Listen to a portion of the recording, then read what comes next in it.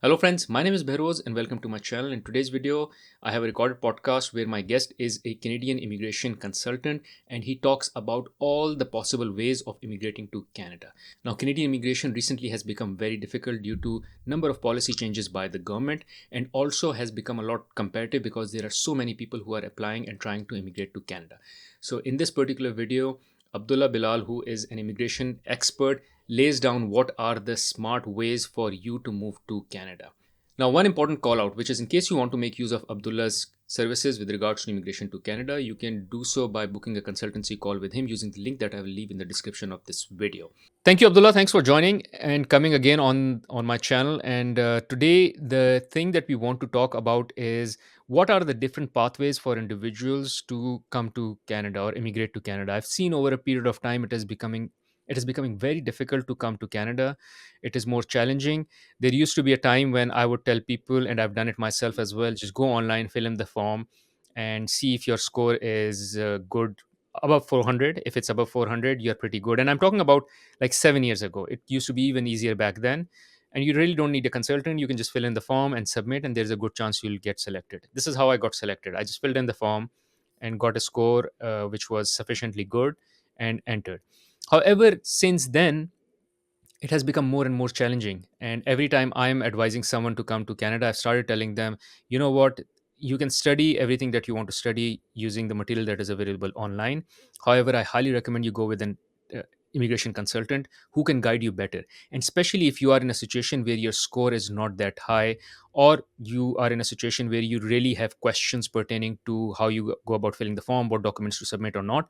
Because in the times when I did it, there was a mistake I did on my form, and they reached out to me, the Canadian authorities, with a letter saying fix this.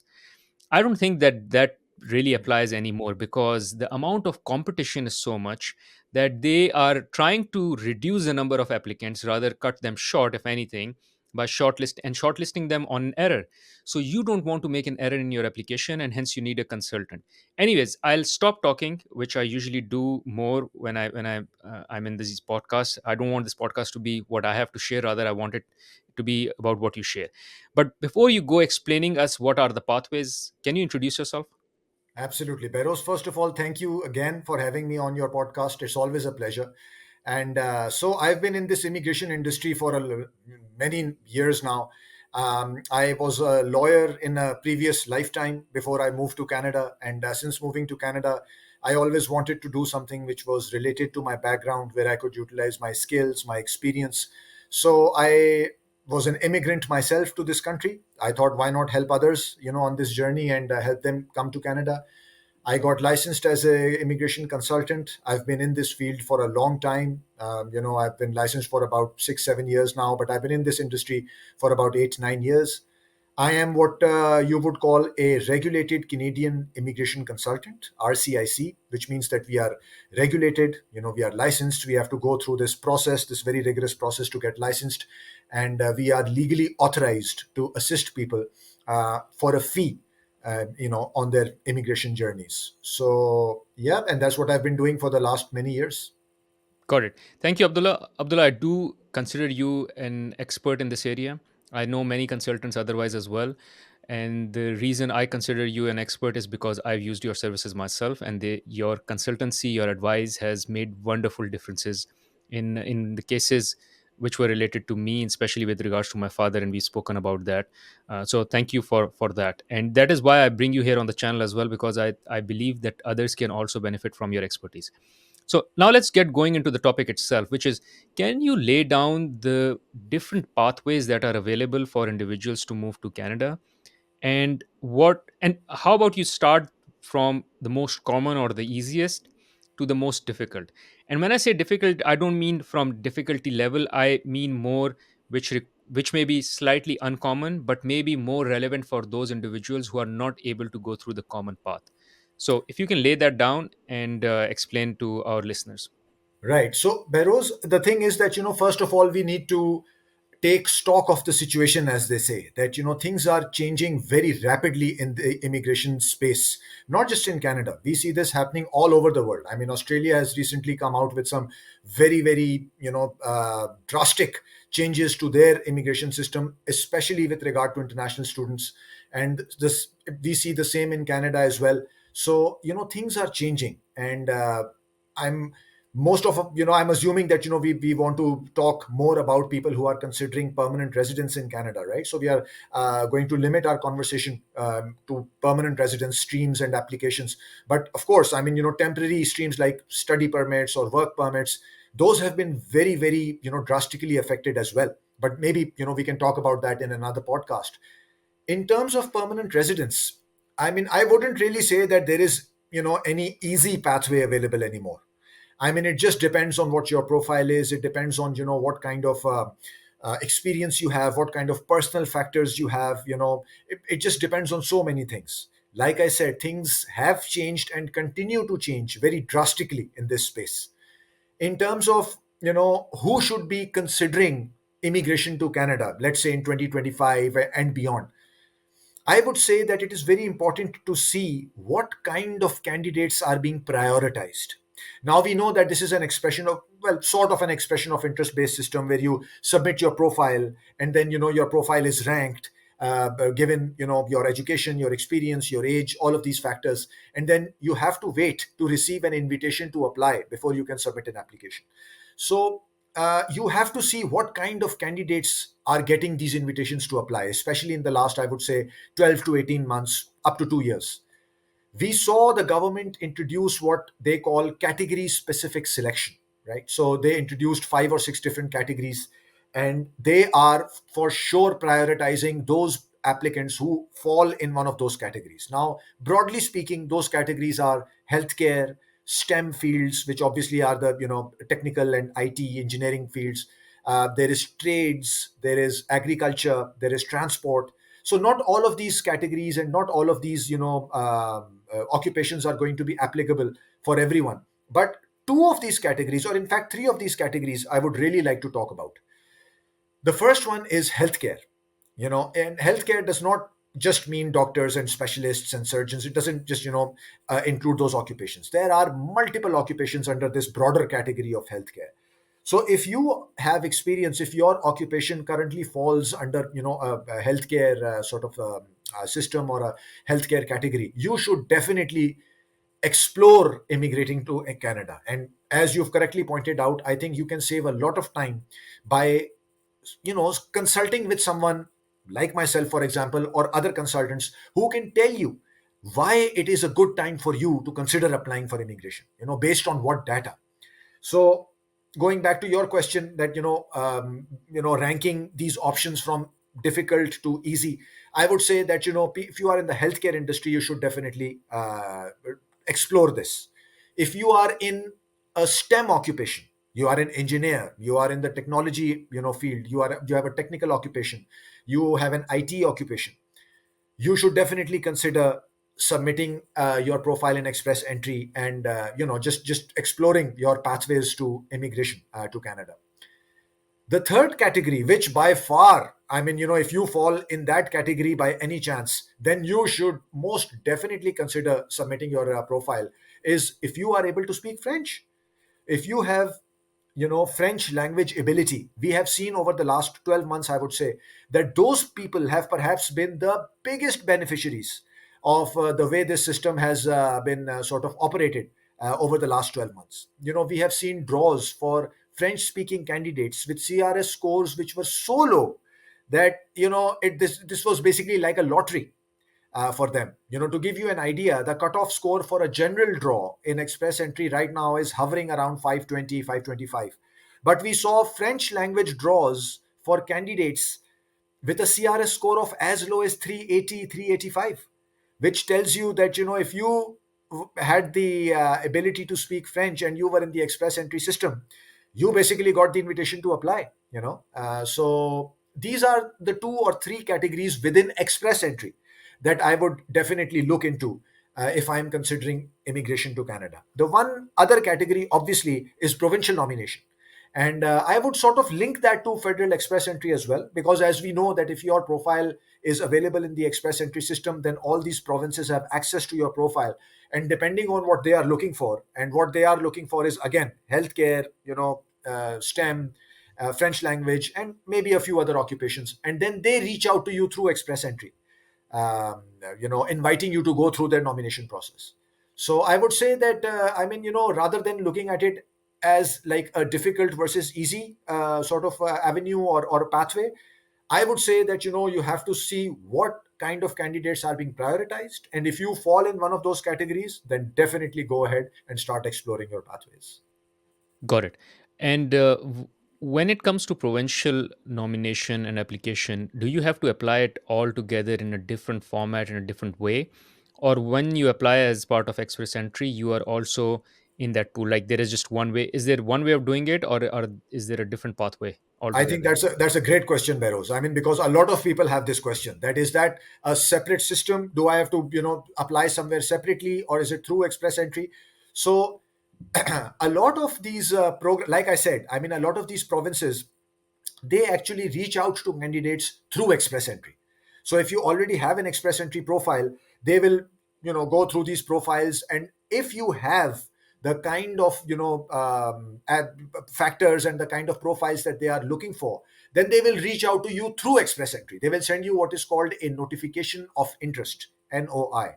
And what that is basically telling you that if you go through our nomination process, which is a separate process, right?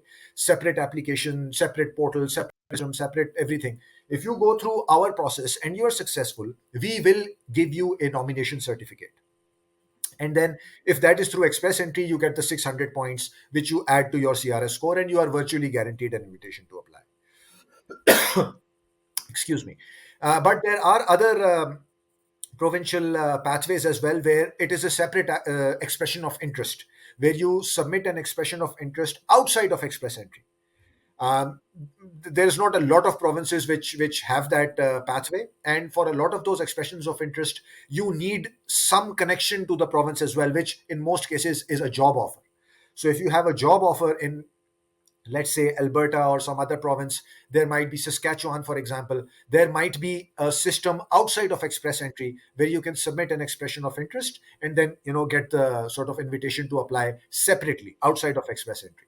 But by and large, for most people, if you fall in one of these categories that we've just talked about, submit your profile in Express Entry, and that would be your best bet and best sort of option, moving forward. Got it. Thank you. Second question I have, Abdullah, or maybe third question is around education. So, if you come for Canadian education, is that of any benefit in terms of your point systems, your anything? So, even if I don't get the PR because my points are low, would education, Canadian education, help me with that? It will, Behrouz. I mean, if you have Canadian education or you have Canadian work experience or you have both, we see that a lot of international students who've come to Canada over the last 5, 6, 7, 8 years, they've completed their education. They are on their what we call a post graduation work permit, or PGWP, which in most cases is issued for 3 years if you have studied in Canada for at least 2 years. Now, keep in mind, before we talk about, the education aspect and how it helps you, a lot has changed just in the last week with regard to how these PGWPs will be issued, and maybe we can talk about that a little as well. But how these PGWPs will be issued, to whom these PGWPs will be issued, what kind of programs are now eligible for a PGWP, what is going to be the length of the PGWP. So a lot has changed just actually in the last few days.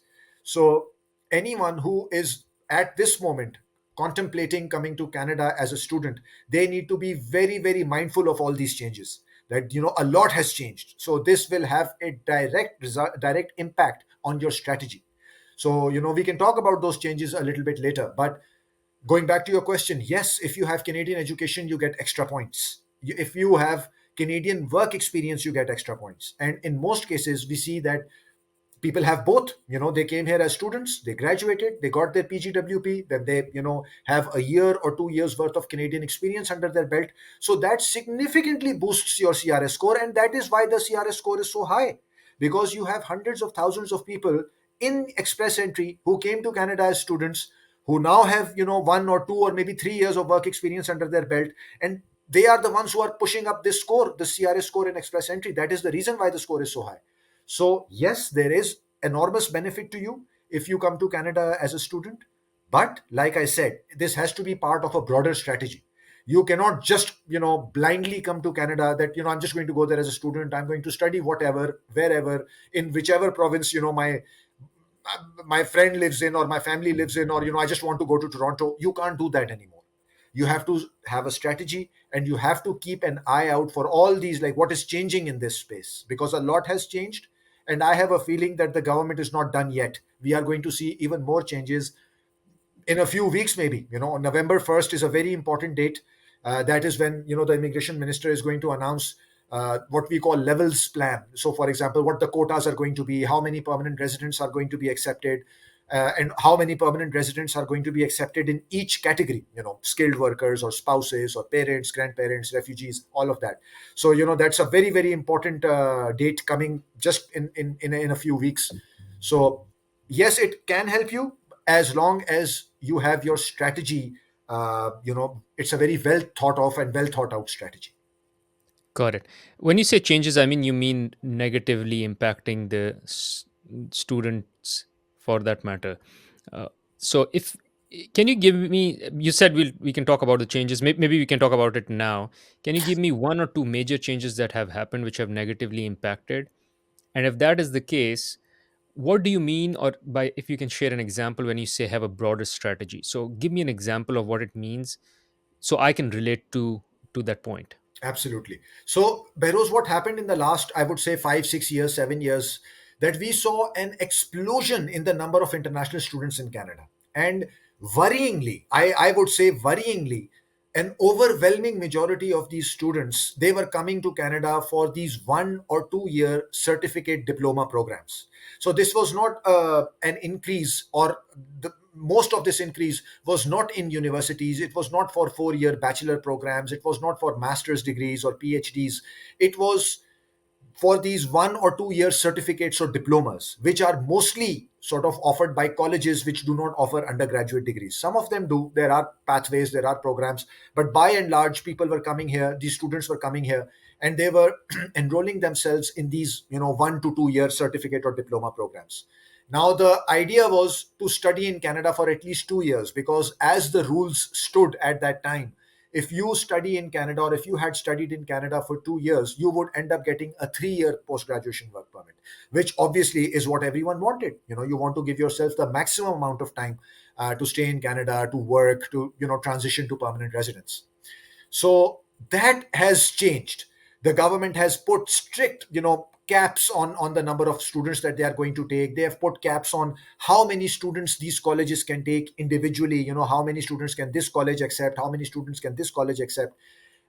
There has been a lot of sort of tweaking of the PGWP rules, for example. So now, moving forward from November 1st, if you apply for a study permit after November 1st, and you come to Canada after November 1st on a study permit, and you then, somewhere in the future apply for PGWP, your PGWP will only be issued if, you have completed a certain program, these in demand programs, as they call it. There will be a language test. You will have to, show language proficiency even when you are applying for your PGWP. Now, whether this makes sense or not is a separate debate, because you've just completed a program of study in Canada, taught to you in either English or French, and yet you need to show your English proficiency again when you're applying for PGWP. So I don't know if it makes sense or not, but these rules have changed, right? So not everyone is just going to end up with a PGWP. Now, the duration of PGWP.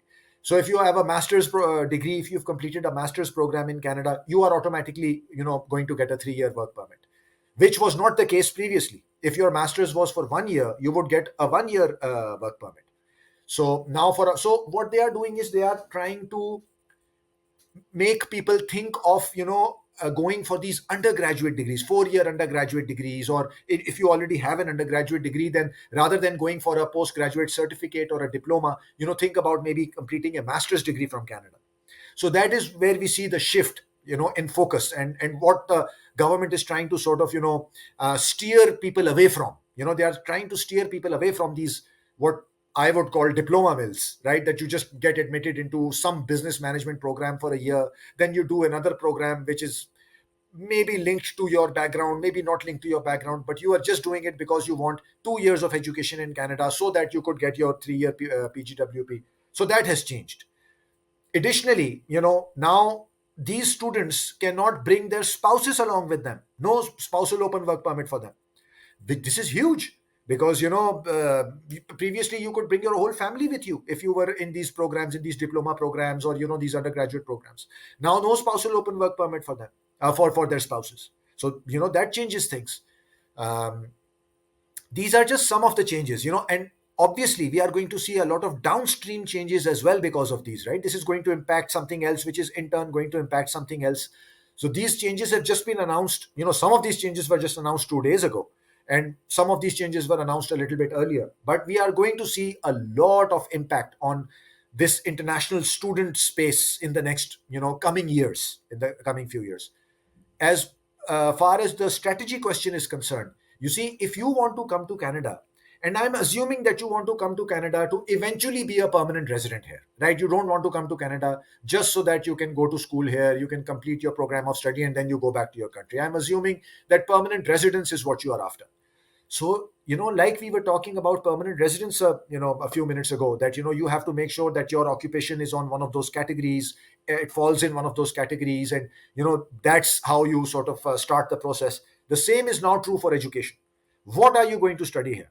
Long gone are the days when you are going to you would come here and you would do like a 1 year diploma in like business management, or basic business something studies, or then you would do another. Those days are long gone.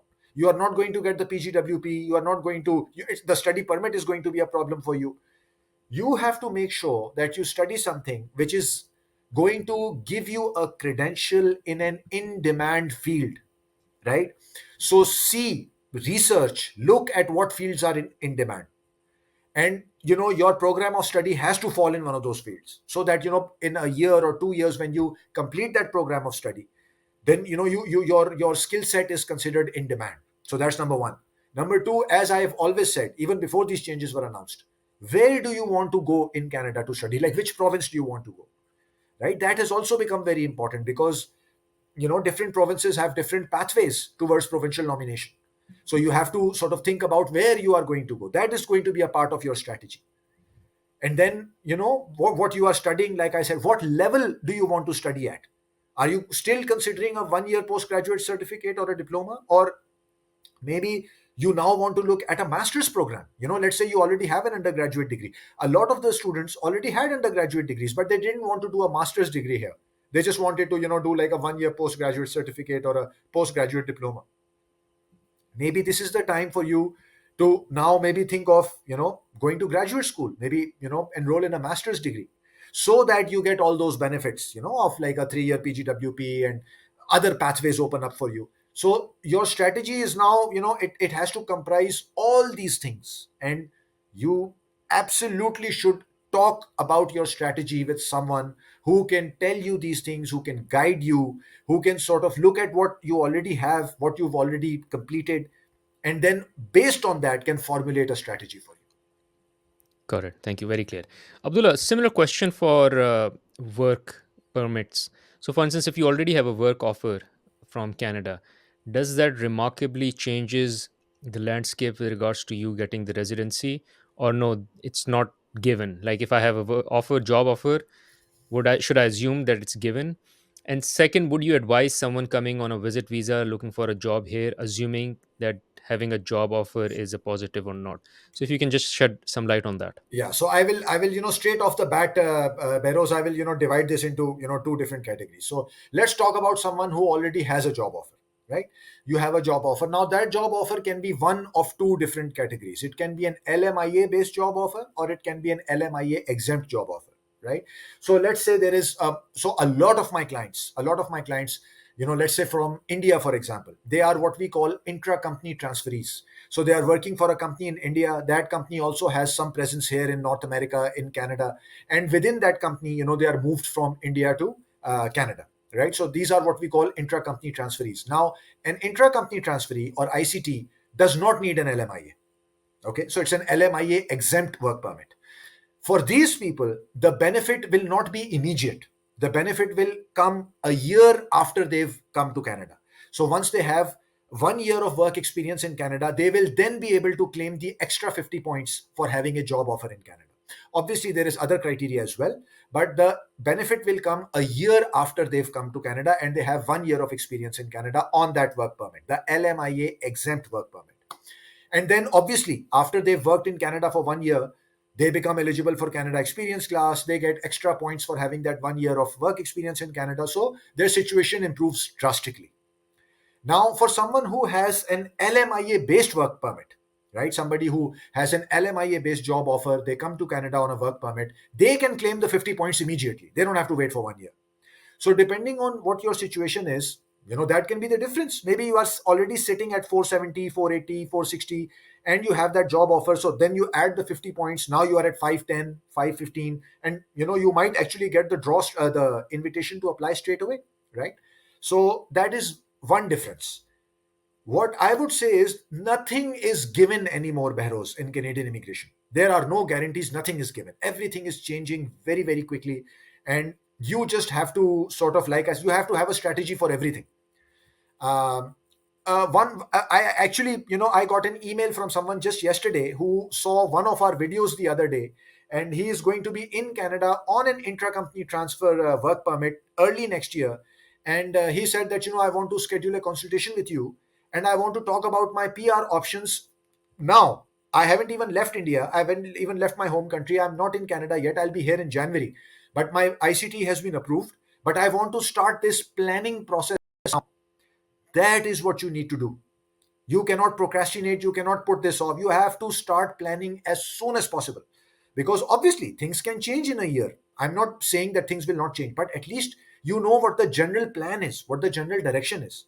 So nothing is given anymore. There are no guarantees, but yes, certain things, if you have, like for example, an LMIA based work permit or even an LMIA exempt work permit, then you are on the right path, right? You are going to end up getting a lot of bonus points either straight away or a year down the road. With regard to the visitor visa and coming to Canada and looking for a job, there are no secrets here, Behroz. I mean, that was just a backdoor, to Canadian work permits and permanent residence, right? You know, and I know how difficult it is to find a job in Canada. Now, if you tell me that you are here on a visitor visa and you start applying for jobs, that you have something which is so special that an employer is going to extend a job offer to you when you don't even have valid working authorization in Canada, like what makes you so special, right? So that is, we know what that is. It's a marketplace for people to sell LMIAs and convince people to what call conversion, that you can convert your visit visa to a work permit. There is no conversion. That's a separate thing. Visit visa is a separate thing. Up until a few months ago, you could actually apply for a work permit from inside Canada if you were here as a visitor and you had a job offer. So you didn't have to leave Canada. Before this policy change was announced, you could only apply for a work permit from outside of Canada. Or what some of your viewers might know, what people used to do was what is called the process of flagpoling, that you go down to the land border, you temporarily leave Canada, and then you turn around, and present yourself, and you submit an application for a work permit. So that's basically called flagpoling. But even that has become very problematic now. So now that policy has ended. You cannot apply for a work permit from inside Canada if you are here on a visitor visa and you have a job.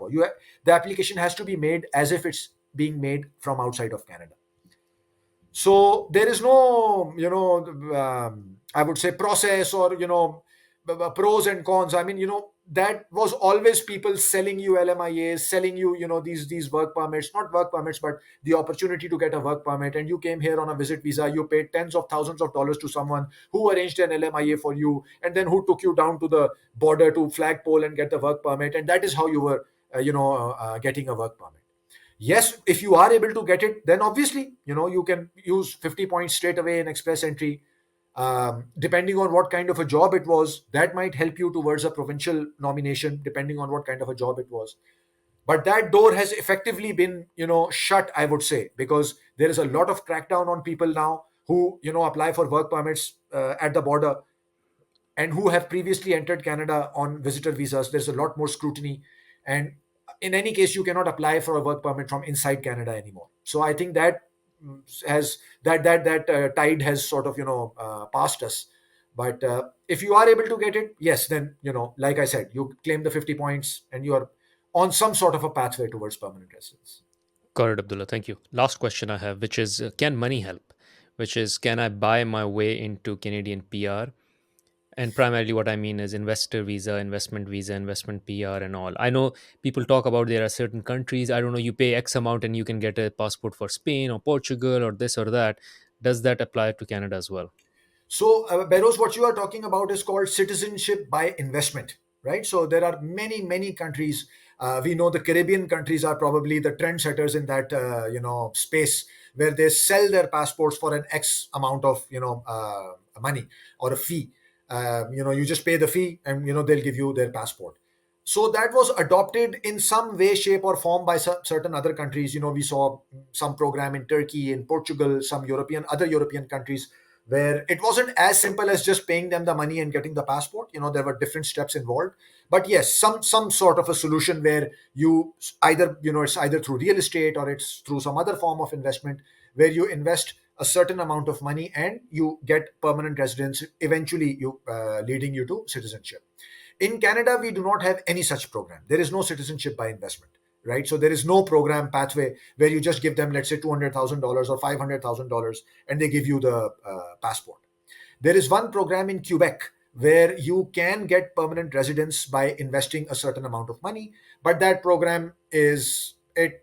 They've introduced the requirement of you being able to speak French if you want to submit an application in that program, and they've also tweaked the requirements that, and they've made the program very unpalatable, I would say. I mean, it's not a program which is going to be applicable for a lot of people. It's not an option for a lot of people.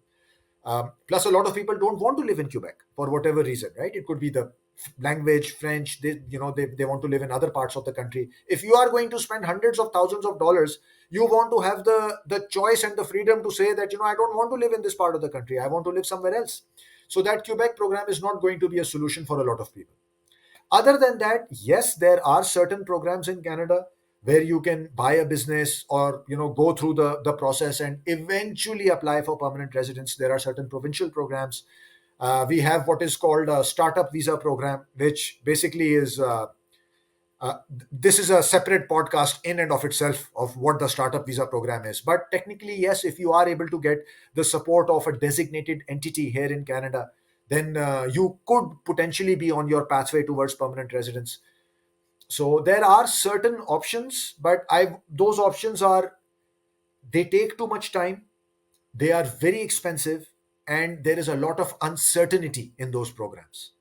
So I cannot, guarantee anything to you. I cannot say that, okay, Barrows, if you, invest $300,000, you will get permanent residence 3 years from now, right? There is a lot of different steps in between which you have to go through, jump through hoops and, satisfy criteria and this and that.